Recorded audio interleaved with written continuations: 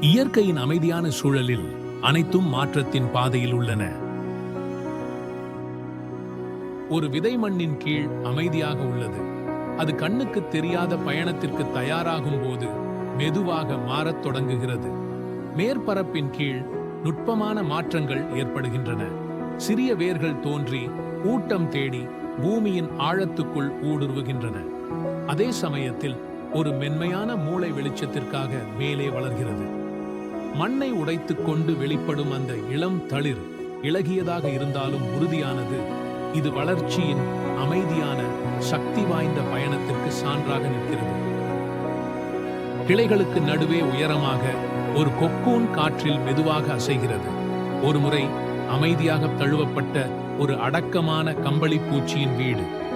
நேரம் கடந்து மெல்ல மெல்ல கொக்கூன் திறக்கத் தொடங்குகிறது. ஒரு கால அமைதிக்கு பிறகு ஒரு மென்மையான பட்டாம்பூச்சி வெளிப்படுகிறது. அதன் இறக்கைகள் முதல் முறையாக விரிகின்றன. இது வானத்தில் பறக்கிறது. பொறுமை மற்றும் மாற்றத்தை உள்ளடக்கியது. பூமியின் ஆழத்தில் ஒரு கரடுமுரடான வைரம் கண்ணுக்கு புலப்படாமல் உள்ளது. இது காலப்போக்கில் பெரும் அழுத்தத்தை தாங்கி பாறை அடுக்குகளுக்கு அடியில் புதைந்துவிட்டது. கவனமாக வெட்டுவதன் மூலம் மட்டுமே அதன் ஒளிரும் அழகு வெளிப்படுகிறது. மறைக்கப்பட்ட மற்றும் சாதாரணமானதை பிரகாசமாகவும் அசாதாரணமாகவும் மாற்றுகிறது. சுத்திகரிப்பு மூலம் முழுமை அடையப்படுகிறது. ஆலிவ் கிளையில் பொறுமையாக தொங்குகிறது. அதன் உண்மையான மதிப்பு மறைக்கப்பட்டுள்ளது. அழுத்தத்தின் கீழ் மட்டுமே அது தங்க எண்ணெயை வெளியிடுகிறது.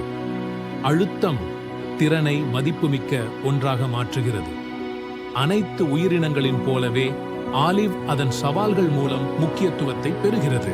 அதன் மாற்றத்திற்கான பயணத்தில் அதன் மதிப்பை வெளிப்படுத்துகிறது.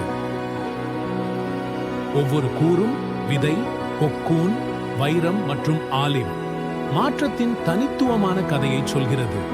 பொறுமை மற்றும் அழுத்தம் மூலம் அதன் நேரத்தில் அழகை வெளிப்படுத்துகிறது. மாற்றம் மெதுவாக வெளிப்படுகிறது. அது பயணிக்கும் போது புத்திசாலித்தனத்தை வெளிப்படுத்துகிறது.